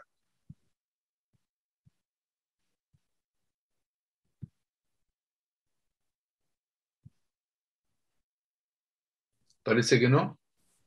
Solo una pregunta, no es una pregunta, es un comentario. Creo que ha sido muy, muy interesante escuchar las expresiones de mis otras panelistas, pero la valoración de sistemas ecosistémicos, creo que lo que dijiste, Patricia, realmente lo estamos viendo en la parte de los mercados, cómo está generando esa deficiencia un poco y llenando esa brecha de la regulación. Entonces creo que sí lo estamos viendo en varias partes del mundo, esa demanda, ¿no? Y la generación de la demanda de estas regulaciones externas a los países, como la genera lo que mencioné, sobre todo en el mercado de carbono, y cómo eso está generando un poco la eficiencia, un poco de la transacción, sobre todo los sistemas productivos. Creo que eso puede llevar a generar un poco esa transición. Pero como le dices, mucho no es los gobiernos pueden actuar, pero creo que realmente va a pasar por los mercados, el sistema privado, por la demanda, y creo que es importante que tengamos esa demanda bien clara, que hay una transición, hay una necesidad de adaptación y que hay un proceso que todos como participantes tenemos que ir generando, ¿no? Entonces, estoy de acuerdo contigo. Gracias, estoy súper de acuerdo contigo. Y complemento diciendo que hay un drama. Por ejemplo, estuvimos en noviembre pasado, el gobierno de Mónaco nos invitó a nuestra presidenta ejecutiva, de la suscrita, a justamente trabajar lo que era la propuesta del gobierno de Mónaco para la COP26.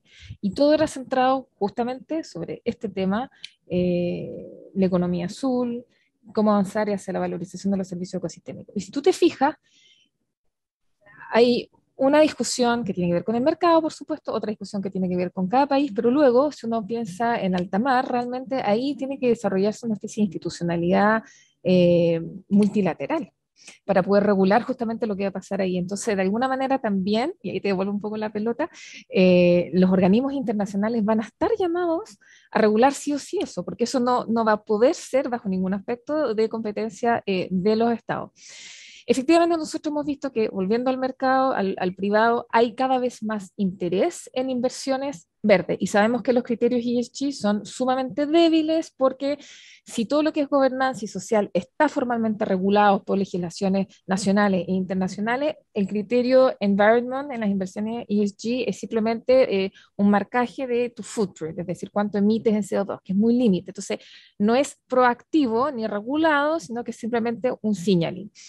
Y sí hay cada vez más demanda de bonos o portafolios que puedan dar algún tipo de trazabilidad de una mitigación.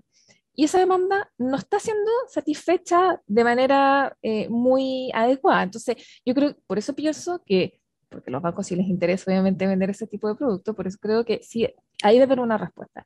El tema entonces es cómo los estados se ponen al día con eso y luego cómo el multilateralismo se hace cargo, en el caso de las grandes estaciones de mar, de regular eso también.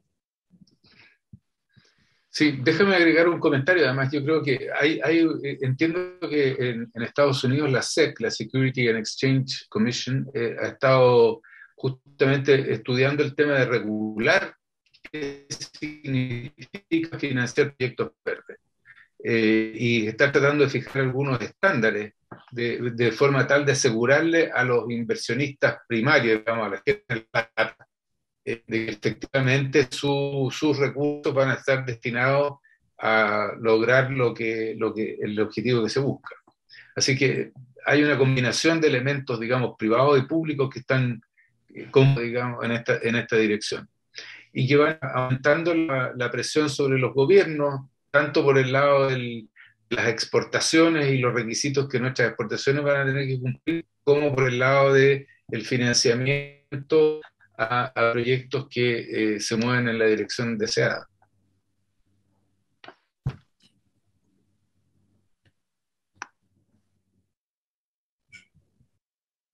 Patricia Piña, ¿querías decir algo? Não tenho, só agradecer no painel, as pessoas. Penso que sim, não. Muy bien. Paulina, ¿no hay más preguntas de fuera del grupo? No, Luis, no hay. Ya. Bueno, en tal caso, tal vez lo dejamos hasta aquí. Y quiero agradecerle a las dos Patricias y a Ana su participación en este intercambio, y esperamos que esto siga siendo reuniones en el CAR, donde sea. Muchísimas gracias. Muy buenas tardes a las tres y a la gente que estuvo participando desde afuera en este seminario de hoy. Muchas gracias, buenas tardes. Muchas gracias a ti. Muchas gracias, buenas tardes. Chao, un placer. Adiós. Muchas gracias, Luis, por tu moderación, y a todos los expertos y expertas que nos acompañaron hoy en el panel 4 sobre economía sostenible. Hemos llegado al final de esta primera jornada de Nuevo Pangea Latinoamérica, unidos por el cambio climático. Agradecemos a cada uno de los panelistas por todas sus reflexiones, sus análisis, sus presentaciones, que sin duda serán un aporte para una mayor comprensión de esta problemática, ¿no?, que nos aqueja, que es el cambio climático.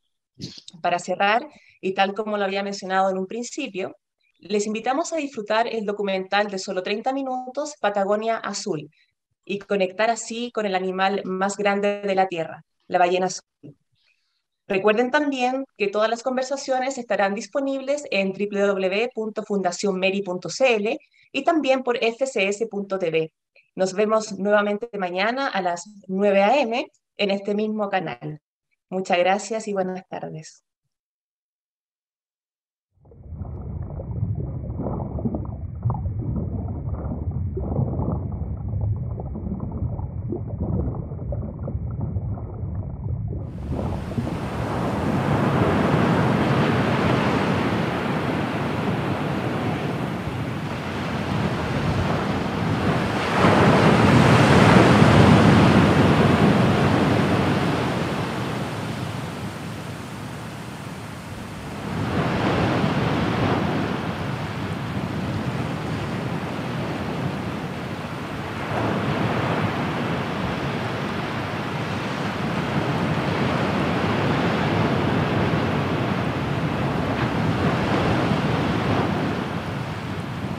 These scenes record the destruction of an irreplaceable resource.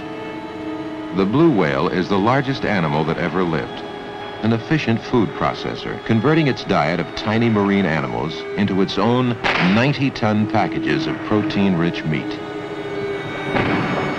But the blue whale was killed for its oil, In a single year, 3 million barrels from 29,400 animals. After many millions of years of survival, the blue whale was nearly wiped out in a generation. The same kind of factory operation, with a fleet of fast catcher vessels supplying the mothership, is still used against other species in the Antarctic and North Pacific. On the flensing deck of the factory ship, the camera recorded the scale of the beast compared to man, the thick, oil-rich blubber for which it died. Hunted in rational numbers, the blue whale could have furnished protein to a hungry world forever. Now, for commercial purposes, it is an extinct animal.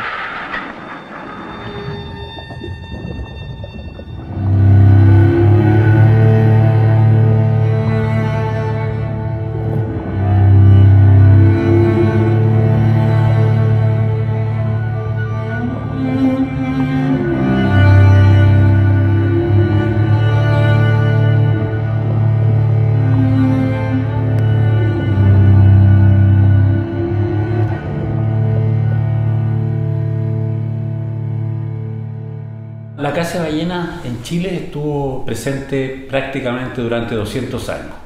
La primera ballena, para hacerla corta, la primera ballena se casó en 1787, que fue un cachalote que se casó en las costas frente a Iquique. Y la última se casó en 1983, digamos, desde Chomen, la planta que tenía la familia Macaya cerca de Talcahuano. Los que descubren que el Corcovado era un lugar donde iban las ballenas a alimentarse y permanecían un buen tiempo ahí, fueron balleneros noruegos. Hay una planta ballenera que se instala en la isla San Pedro, que es una isla que está al sur de Chiloé, y de ahí ellos se dan cuenta, digamos, de la riqueza que tenía el Golfo de ballenas azules, y por eso instalan una planta en esa isla. Funcionó como 5 años o 6 años, con muy alta productividad. Y después hubo otra planta en Guafo, que también está ahí en el Golfo del Corcovado.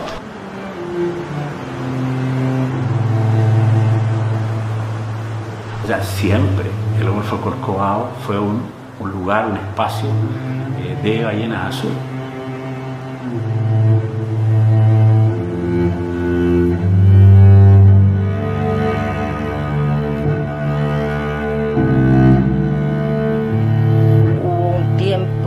Nosotros éramos ignorantes, tal vez. Vivimos una época de ignorancia, donde cazamos ballenas discriminadamente y se ha comprobado de que las ballenas se fueron. Las ballenas se fueron de nuestros océanos. La caza, una caza que se hizo, yo diría, de forma bien intensiva, durante 5 años, significó que simplemente pues las ballenas azules pasaran de largo. I mean, that's a situation that has happened in many places in the world, where whales were hunted to what we call commercial extinction, where their numbers are so small that the whaling operations are no longer profitable, animals leave of their own volition, or are really just minimized so much that the likelihood of you seeing one is 0.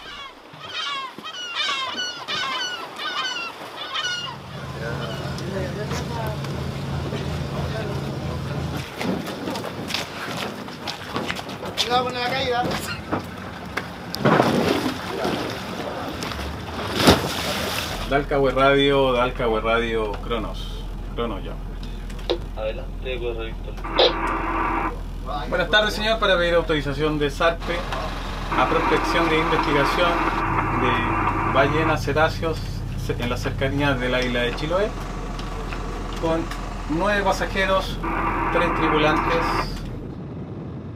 Cambio por QSL. QSL.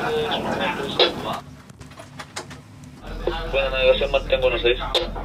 Ok, señor, que tenga una muy buena guardia, 1-6. La ballena azul en el fondo es un ícono de Patagonia en este momento, desde que se volvió a redescubrir en el año 2003, que estaban ahí y que volvían a Patagonia todos los años. es usar esa especie que es tan icónica que todo el mundo le llama la atención y donde hay una interacción o una relación hombre-ballena desde lo cultural e incluso desde lo exploratorio, desde la curiosidad, como un animal tan grande. Es llevar y mostrar a la gente que es importante cuidarla y a través de cuidarla a ella, cuidamos todo el ecosistema. Because by studying it can give us some understanding of why they're here, you know, how long have they been coming here? Will they remain here if we make certain changes to what we do? Can we improve the habitat to facilitate conservation of them and other species too? Son especies paraguas en el fondo, especies paraguas y paisajes paraguas, que no solamente estamos protegiendo una, sino que a través de este paraguas protegemos mucho más. So in terms of us doing a study of blue whales and using that, we can also, by pushing to conserve them, we can then conserve everything else that is utilizing the ecosystem too.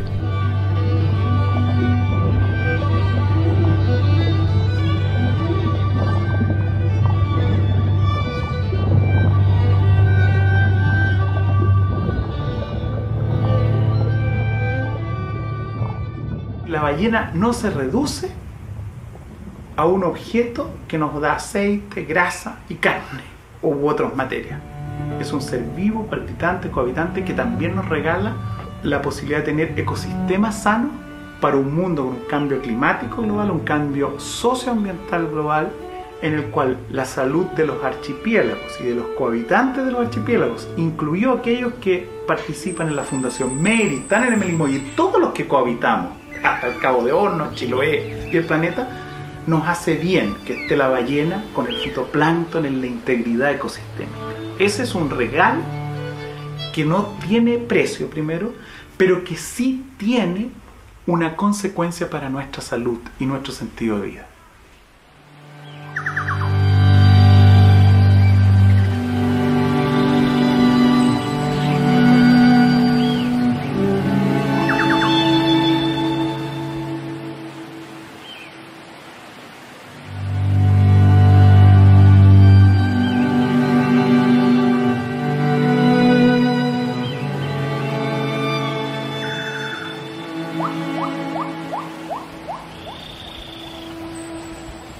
Microorganismos estuvieron mucho antes que nosotros preparando las condiciones para que el ser humano pudiese surgir.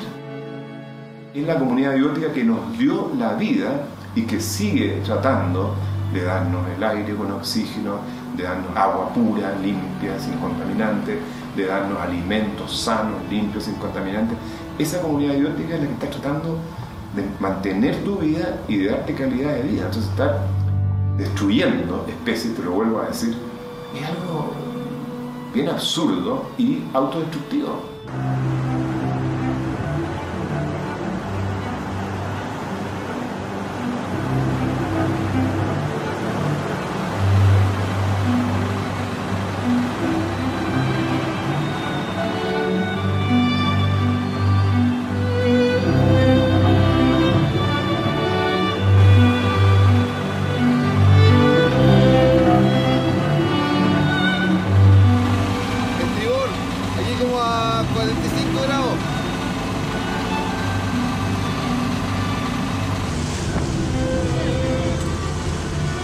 Apareció la segunda delante también a unos 10 grados a estribor.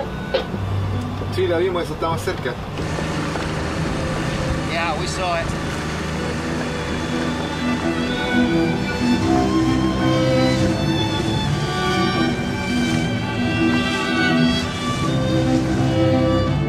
Muchas veces la gente me dice, es que va a tener que pasar algo para que cambiemos y para que atinemos. Mi respuesta de hace 30 años, ya está pasando hace mucho rato. Y las luces rojas están encendidas hace muchísimo rato.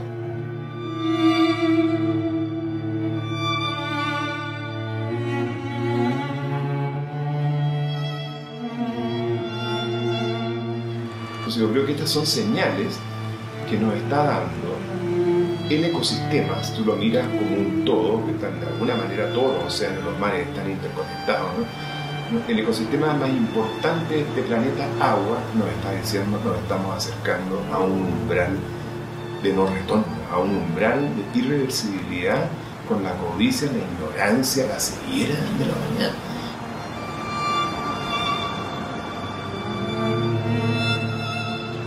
La Pachamama, la cultura aymara, la cultura quichua, al mismo tiempo que la economía ecológica del MIT, el Club de Roma en los años 70, dice el planeta tiene límites, algo de perogrullo. Pero actuamos muy frecuentemente y la mayor parte de las veces hoy en una economía de mercado que actúa como si no hubiera límite. Eso está mal.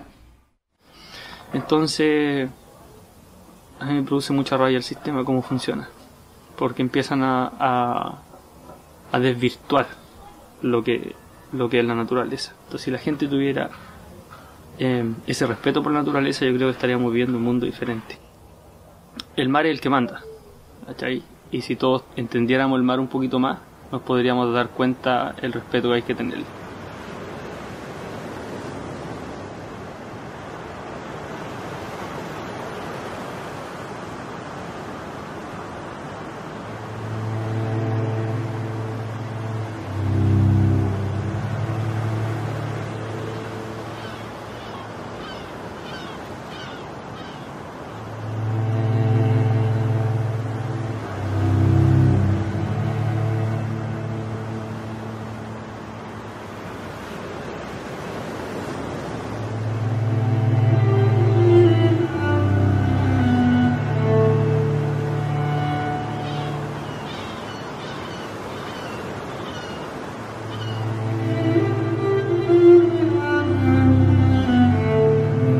Según los cálculos, se supone que el 50% del oxígeno de la atmósfera terrestre lo produce el fotoplancton. Lo mismo con la capacidad de sumir dióxido de carbono, porque uno tiende a ver la tierra, y tiende a ver el bosque, y tiende a ver lo grande, y uno tiende a no ver el agua, es curioso esto, y no ver los chicos, los microorganismos a los cuales le debemos la vida y de los cuales ascendemos.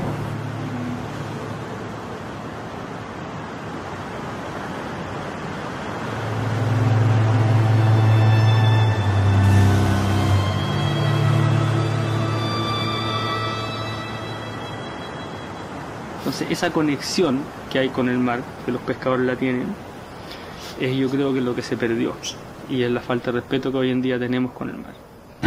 El tema de los salmones es uno, el tema de la ley de pesca es otro, el tema de la pesca industrial es otro, pesca de arrastre. Es una falta de respeto hacia la naturaleza, ¿cachai? Pero a un nivel gigante. Y empiezan a hacer estos abusos de los recursos, y cuando uno abusa de los recursos y sobre todo cuando uno altera un ecosistema, es cuando empieza a jugar con fuego. And this marine habitat here is one where there's clearly abundance, but if we don't understand the key parts of that environment, then there's potential that we damage elements of it and then it begins to fall apart.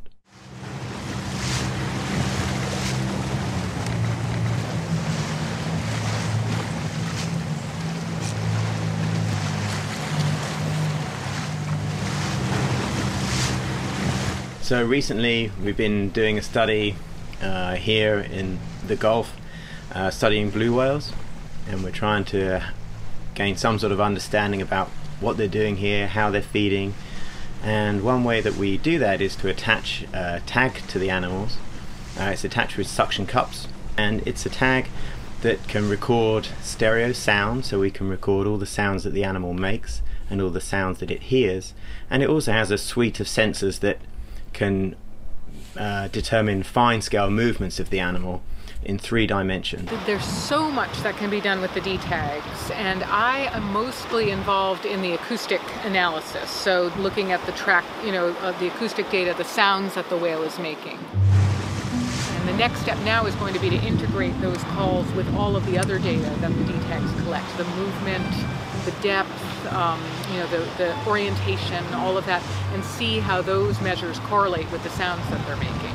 So what we're doing is putting the tag on and trying to understand what the blue whales are doing in a very short period of time, but in very, very fine detail. So over, say, a period of a day, looking at exactly how they dive, how many breaths they take, how deep they dive, the movements they're making whilst they're foraging, the calls that they make, are their calls any different to other blue whales in other areas, and things like that. Por eso que estamos trabajando a nivel de microhábitat con ella en Chiloé, y cómo está usándola, y cómo esta también se relaciona con otras especies de cetáceo, con otras especies de ave, y quiénes están ahí viviendo al mismo tiempo.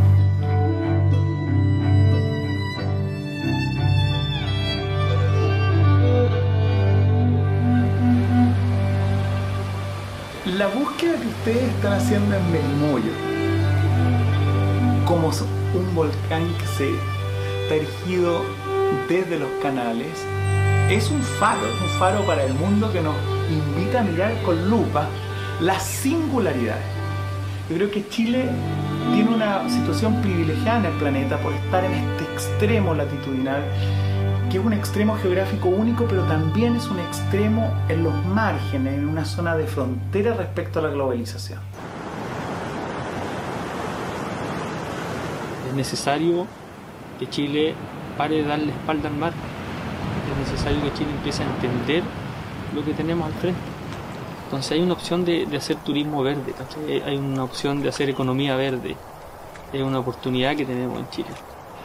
Porque el abuso de los recursos no va a ser para siempre. Nosotros no vamos a tener esa mina de oro para toda la vida, para todas las generaciones, es imposible. Y está claro, o sea, el turismo es una opción real hoy en Chile, 100% real. La gente paga por ir a ver lugares así, tal como están, wild, así, tal como son. Verde, alucinante, con su flora y fauna nativa. El sur, claro que es una brújula para la sociedad del siglo XXI porque le muestra la diferencia, la différance en términos de Derrida, ¿no es cierto? Aquello de la otredad, en lo que es otro y que habíamos dejado de percibir. ¿Y qué es otro? Nosotros somos mar. El norte es tierra. Y aquí cuando estamos acá nunca está muy frío, nunca está muy caliente y vemos las grandes ballenas, los grandes mamíferos en el mar y en la tierra los pájaros, el territorio pajaril, ¿no es cierto? Este gran sur global tiene mucho que enseñarle en recordar, en mostrar la otredad y completar una visión sistémica biosférica en un hábitat compartido que es el planeta.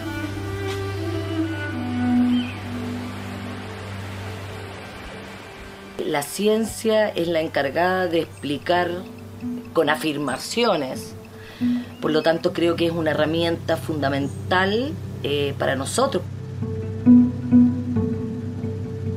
We need science to help us understand what's going on, and what science is doing is measuring things, and it's putting those measurements together and helping us understand what is going on. It's creating these scientific facts, and it's those facts that are helping us guide decisions that we make about how we protect and how we interact with the earth. And it's really important that we keep doing this science, and some of it may seem really far away from the goal, but the things that are still far away from the goal, like understanding the microbes in the whale blow, are what we need as a foundation to get to the step that tells us more about how we can protect these species. Eso nos va a dar responsabilidad, nos va a dar cultura, es decir, cómo vamos a amar algo que no conocemos. ¿Qué puede ofrecer la conservación? Yo creo que la conservación trae como una antorcha de luz, usando la metáfora de Aldo Leopold. La ciencia es una antorcha que ilumina aquello que todavía no vemos muy bien. Entonces, no decir que no, hay mucho decir que sí, para que se incorpore al iluminar con una lupa, vemos un mundo que no veíamos. Y hacerlo poéticamente. ¿Qué quiere decir esto? Cada uno percibe con esta antorcha, pero también crea una historia. Y al ser creadores no somos meramente consumidores. Es decir, no competimos a codazo por tener aquello que nos ofrecen de afuera, sino que nos abrazamos por tratar de contarnos las historias preciosas y que nos dan ganas de estar juntos y contagiamos un modo distinto.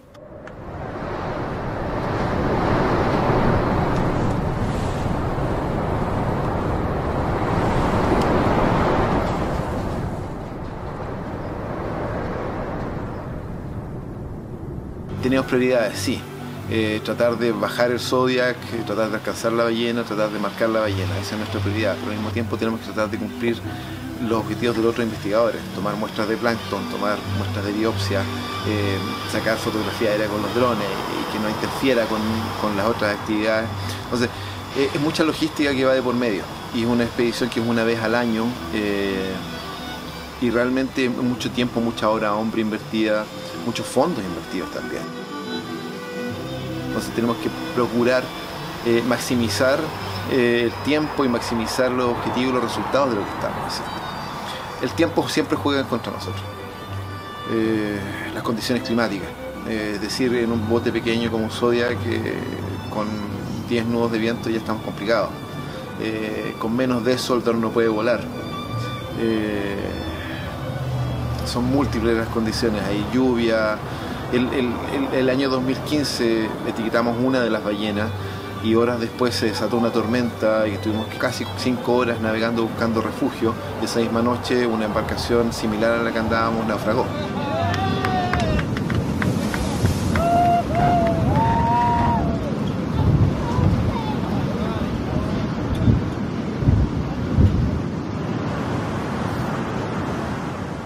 El mar es así, hay que adaptarse a eso y hay que velar también por la seguridad de la gente más allá de la toma de una muestra.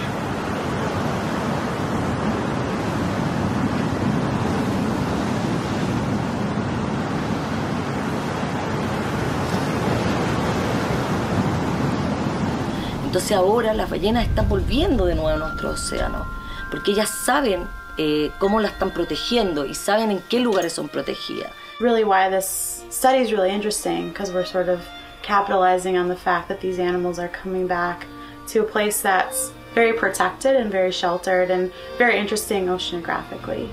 Son lugares que ellos históricamente recorrían, entonces, o sea, a lo mejor hoy día lo que hay son nietos o hijos de las ballenas que en esa época estaban en estos espacios.